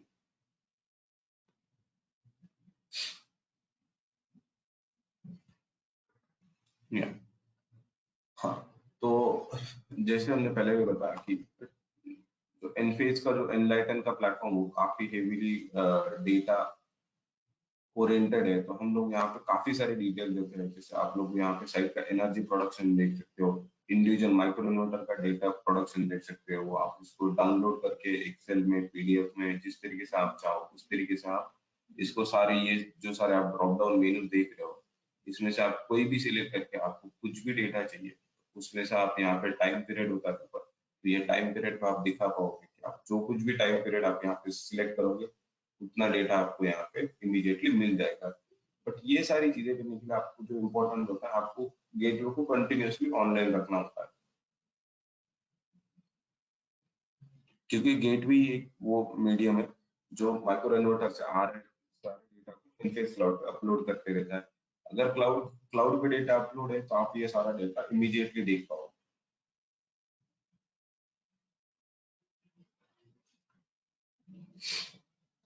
यस, तो this is Enphase app, Enlighten app. ये होम ओनर्स के लिए होता है, तो होम ओनर को इस तरीके का एक ऐप अपने फोन में डाउनलोड करेंगे, एंड्रॉइड और आईओएस दोनों में भी अवेलेबल है। तो इसका एक ओवरव्यू होता है, ये इसका होम स्क्रीन है। होम स्क्रीन पे जाने के बाद हमको ये दिखता है कि या तो this is the home screen. Home screen पे जाने के बाद मैंने पहले जैसे दिखाया कि कितना प्रोडक्शन है, कंजम्पशन कितना है, एक्सपोर्ट टू द ग्रिड कितना है, ग्रिड से इंपोर्ट कितना हुआ है। तो ये सारी चीजें यहाँ पे आप इजीली देख सकते हो। यहाँ पे नीचे आप देख पाओगे तो ग्रिड डिपेंडेंस कितना है, जो कि पहले 100% था, अब वो वहां से यहाँ पे 67% आ गया। ठीक है, वो धीरे धीरे करके ऐसे कम होते जाता है। अगर आपका नाइट कंजम्पशन ज्यादा है, ऑब्वियसली ये वैल्यू आपको ये बार यहाँ पे आपको ज्यादा दिखेगा। अगर आपका डे कंजम्पशन है तो आपको ग्रिड डिपेंडेंस कम दिखेगा। ठीक है, यस। सो आप अगर कंजम्पशन और प्रोडक्शन दोनों सिटीज लगाते हो, आप इस तरीके का ग्राफ भी देख सकते हो अंडर द एनर्जी सेक्शन। तो इसमें जो है ब्लू वाले जो बार दिख रहे हैं आपको, ये होंगे आपके एनर्जी प्रोड्यूस। ओके, उसमें से, और जो नीचे दिख रहे हैं उसी का रेप्लिका होगा। ठीक है, ये सिमिलर ही ग्राफ होते हैं। तो इसमें बट डिस्ट्रीब्यूशन क्या होता है, सेग्रीगेशन होता है। सेग्रीगेशन में ये जो आप ऑरेंज कलर के बार देख रहे हो, ऑरेंज कलर का जो कुछ भी डेटा देख रहे हो, ये है आपकी एनर्जी कंज्यूम, जो कि होम ओनर ने अपने घर में अप्लायंसेस के थ्रू कंज्यूम की है। और जो आपकी ग्रे कलर के जो बार दिख रहे हो, ग्रे कलर का एरिया देख रहे हो, ये एनर्जी इंपोर्टेड है। ठीक है, तो जैसा आप यहाँ पे भी देख पाओगे कि कंज्यूम 19.7 है। ठीक है, उसमें से ये वाले इसके, ठीक है, इसमें से कंज्यूम आपका देखोगे कि 0.5 किलोवाट ही है। ठीक है, एक्सपोर्ट ज्यादा है और प्रोडक्शन मैच कर रहा है। ये और ये मैच होता है most of the time. But ये आपको, अगर आप कंजम्पशन सिटी नहीं लगाते हो तो आपको सिर्फ प्रोडक्शन का डेटा दिखेगा। अगर आप कंजम्पशन सिटी भी लगा रहे हो तो आपको इस तरीके का डेटा देखने मिलेगा। और ये जैसे मैंने पहले भी बताया कि हम लोग मॉडल लेवल मॉनिटरिंग प्रोवाइड करते हैं।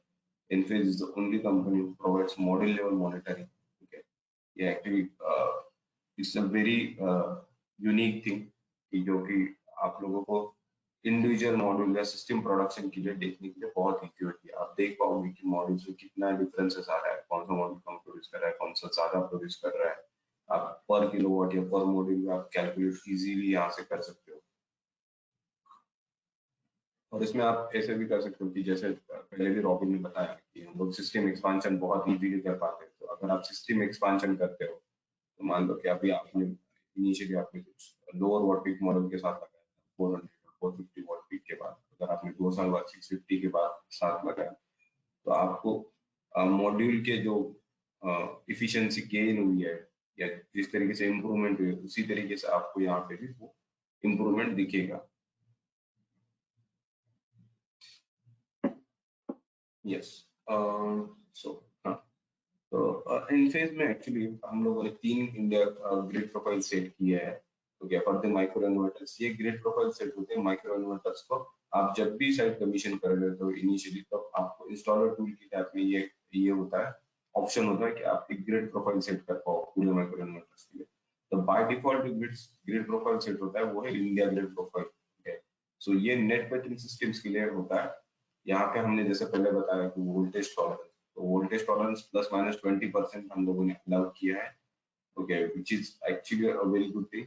स्ट्रिंग इन्वर्टर्स ये मैक्सिमम 10 to 15% अलाउ करते हैं, वेयर इनफेज में रोबस्ट टेक्नोलॉजी के साथ इसको प्लस माइनस 20% अलाउ करता है। तो इसमें इसका जो वोल्टेज रेंज है वो 184 to 276 वोल्ट है। तो अगर वोल्टेज आपको ग्रिड साइड के 184 या 276 वोल्ट की रेंज में रहेगा तो माइक्रो इन्वर्टर्स ऑपरेट करते रहेंगे।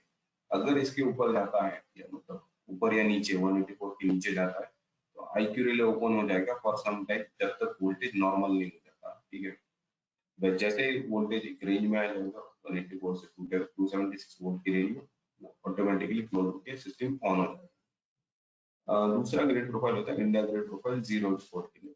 तो जहाँ पे भी आपका नॉन नेट मीटरिंग सिस्टम है, आपको जो एक्स्ट्रा पावर प्रोड्यूस हुआ है उसको ग्रिड में एक्सपोर्ट नहीं करना है, उसको रेस्ट्रिक्ट करना है, तो उसके लिए आपको इंडिया ग्रिड प्रोफाइल सिलेक्ट करना होता है। इंडिया ग्रिड प्रोफाइल के लिए आपको कंजम्पशन सिटी मैंडेटरी है, बट इसके लिए एक सिस्टम लिमिटेशन है। उसका 30 किलोवाट, राइट? Yes 30 kilowatt. या सो आप मैक्सिमम 30 किलोवाट तक सिस्टम जीरो एक्सपोर्ट के अंदर चला सकते हो। और आईक्यू गेटवे मीटर के साथ आप एक गेटवे मीटर के साथ आप मैक्सिमम 300 माइक्रोस कनेक्ट कर सकते हो। थर्ड पॉइंट है ग्रिड प्रोफाइल इंडिया केरला। तो हम लोगों ने केरला की ग्रिड प्रोफाइल में काफी सारे फ्लक्चुएशन देखे थे। इसके लिए हम लोगों ने एक सेपरेट प्रोफाइल केरला के लिए बिल्ड किया है। वो केरला की जो साइट्स होती है उसी के लिए वो पर्टिकुलरली अप्लाई।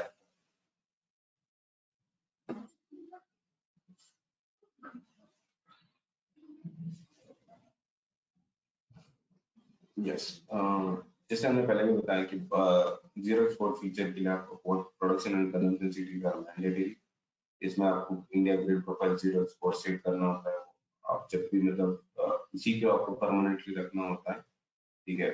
अगर आप उसको हटा देते हो तो देयर इज अ चांस कि वहां पे पावर एक्सपोर्ट हो जाए ग्रिड में।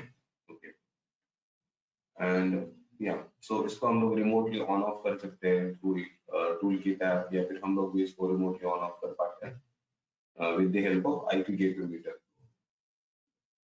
So yeah, तो जीरो एक्सपोर्ट बेसिकली वर्क कैसे करता है? तो जीरो एक्सपोर्ट में जो कंजम्पशन साइड की 3 सीटीज होती है, तो वो क्या करती है?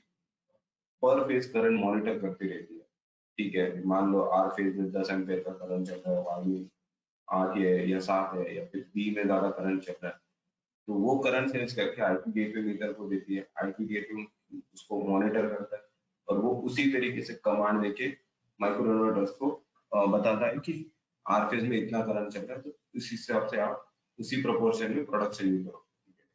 तो वो माइक्रोकंट्रोलर के प्रोडक्शन को कर्टेल करते रहता है depending upon the current it sense on the consumption side. Consumption side के करंट के हिसाब से प्रोडक्शन साइड पे मॉनिटर कंट्रोल किया जाता है। Next question. अब तक किसी को कुछ सवाल या कुछ डाउट्स?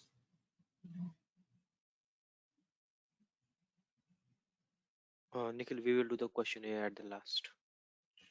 ओके, ठीक है। यस, सो हम लोगों ने अभी जो रिसेंटली वेबिनार का हमने स्टार्ट किया है, तो एवरी फ्राइडे हम लोगों ने वेबिनार्स रखे हैं। ऑनलाइन वेबिनार्स रहेंगे इसी तरीके से, 1.5 आवर के सेशन है। उसमें से अराउंड 1 आवर का हम लोग बताने की प्रेजेंटेशन पार्ट रहेगा, और अदर हाफ एन आवर में जो कुछ भी Q&A रहेगा, तो वो क्वेश्चन एंड आंसर पार्ट हम लोग बाद में Q&A करेंगे। तो इसके अलावा हम लोगों का इनफेस का ट्रेनिंग पोर्टल भी है, वहाँ पे जाके आप ट्रेनिंग कर सकते हो, आपको उसका सर्टिफिकेशन भी मिलेगा, जो भी हमारे न्यू प्रोडक्ट्स है या इनफेस यूनिवर्सिटी में। यस, यस, सो यहाँ पे आप देख पाओगे कि इनफेस इंडिया की वेबसाइट पे जाओगे तो वहाँ पे इंस्टॉलर सेक्शन के अंदर आपको ट्रेनिंग और इनफेस यूनिवर्सिटी मिलेगा। इसमें आप लॉग इन करोगे आपके लॉग इन क्रेडेंशियल के साथ इनलाइन टाइप में, तो आपको ये रिडायरेक्ट करके ट्रेनिंग पोर्टल में लेके जाएगा। ट्रेनिंग पोर्टल में आपको ड्यूरेशन रहता है 30 मिनट्स का, एक ऑनलाइन ये है वीडियोज है, जिसमें आपको कोर कंपोनेंट्स, आईपी माइक्रोकंट्रोलर्स के advantages, cabling and accessory, gateway and इसके फीचर्स, इस सारे फीचर्स के बारे में डिटेल दिया हुआ रहता है। और उसके बाद होता है लास्ट एग्जाम काइंड ऑफ रहता है छोटा सा, जिसमें आपको एग्जाम सबमिट करने के बाद आंसर सबमिट करने के बाद आपको एक सर्टिफिकेशन जनरेट होता है। अगर आपने ढंग से किया तो आपको जितने भी नंबर्स की जरूरत होती है वो इजीली मिल जाता है। ये कुछ ज्यादा डिफिकल्ट तो है नहीं। वेबिनार्स हम लोग यहाँ से आगे भी रखेंगे, इंग्लिश हिंदी दोनों भी लैंग्वेजेस में रखने का हम लोग का चल रहा है। तो ये कंटिन्यूसली अभी नेक्स्ट क्वार्टर तक तो वेबिनार्स चलते रहेंगे। यस, हाँ, तो Enphase training and videos and tutorials है। सो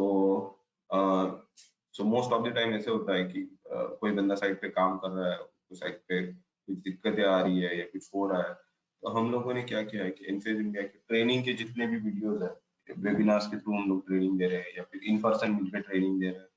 बट कभी कभी ऐसे होता है कि हम सारे लोगों को रीच नहीं हो पाते, तो हम लोगों ने यूट्यूब का एक पेज बनाया हुआ है एनफेस का खुद का। वहाँ पे सारे जो कोई भी इम्पोर्टेंट पैरामीटर्स है या इंस्टॉलेशन रिलेटेड वीडियोस है या फिर एडवांटेजेस रिलेटेड वीडियोस है, मैन्युफैक्चरिंग कहाँ पे होता है, इनफेस किस तरीके से वर्क करता है, क्यू रिले किस तरीके से इंस्टॉल करना है, ये सारे वीडियोस हम लोगों ने ऑलरेडी हमारे यूट्यूब पेज पे डाउनलोड अपलोड करके रखे हैं, आप वहाँ पे जाके भी उनको देख सकते हो और वहाँ से भी आप हेल्प लेके सिस्टम इंस्टॉल कर सकते हो।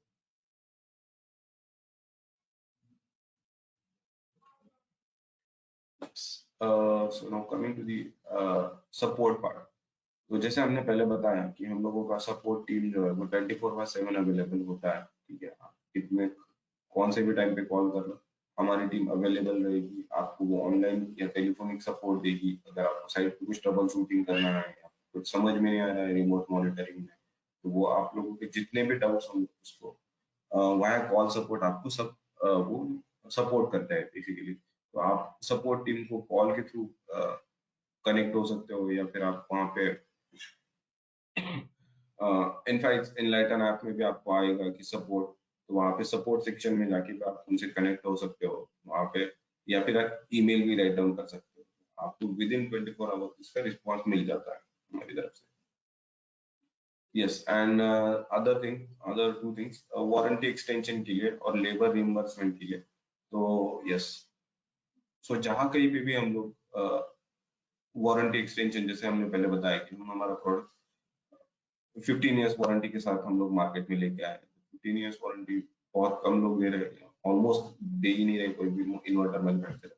अगर आपको उसको एक्सटेंड करना है अप टू 25 ईयर, तो आप वेबसाइट पे जाके इजीली जाके वहाँ पे कुछ बेसिक डिटेल्स फिल करने होते हैं, और वो बेसिक डिटेल्स फिल करने के बाद आप वहाँ पे वारंटी एक्सटेंशन कर सकते हैं। उसके कुछ मिनिमल चार्जेस होते हैं, वो आपको पे करने होते हैं वारंटी एक्सटेंशन के। वो आप जैसे पे कर देते हो, आपको उसका वारंटी एक्सटेंशन डॉक्यूमेंट वहीं पे डाउनलोड करने मिल जाएगा। Then third part is labor reimbursement. So in case really aims on the customer satisfaction और installer satisfaction, तो जहाँ कहीं पे भी कुछ माइक्रोइन्वर्टर्स पे फॉल्ट हुआ है और माइक्रोइन्वर्टर्स खराब या रिप्लेसमेंट करना पड़ा, मोस्ट ऑफ द टाइम्स होता नहीं है, बट अगर गलती से कहीं पे कुछ ग्रिड की वजह से या कुछ गलत वायरिंग की वजह से लेबर रिम्बर्समेंट हो गया, रिप्लेसमेंट करना पड़ा, तो उसके लिए इनफे लेबर रिम्बर्समेंट के लिए एज अ कॉम्पेंसेशन देता है। उसके लिए भी आपको यहाँ पे एक लिंक दिया गया, आप वहाँ पे जाओगे, आप डेटा भरोगे, वहाँ कुछ रिक्वेस्ट डिटेल्स होते हैं, आप फिल जैसे ही करोगे हम उसको देखेंगे, वेरीफाई करने के बाद आपको इसका लेबर रिम्बर्समेंट मिल जाए। यस, कुछ करने से now the forum is open for question and answers। आप किसी को भी कुछ क्वेश्चन या आंसर होंगे तो आप यहाँ बेझिझक हमसे पूछ सकते हैं। थैंक्स निखिल। सो मैं आप सभी को एक्सेस दे रहा हूँ, तो आप में से जिसके भी क्वेश्चन हो please raise your hands and ask the question. आप अपने आप को अनम्यूट कर सकते हैं।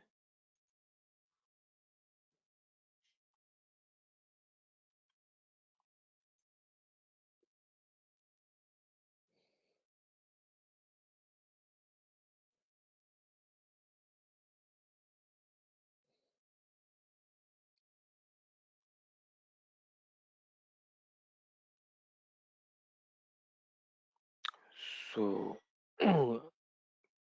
आपको किसी के कोई क्वेश्चंस हैं तो प्लीज आप पूछ सकते हैं अभी। Hi, this is Riya here. या हाय, So, बताएं रिया जी। I have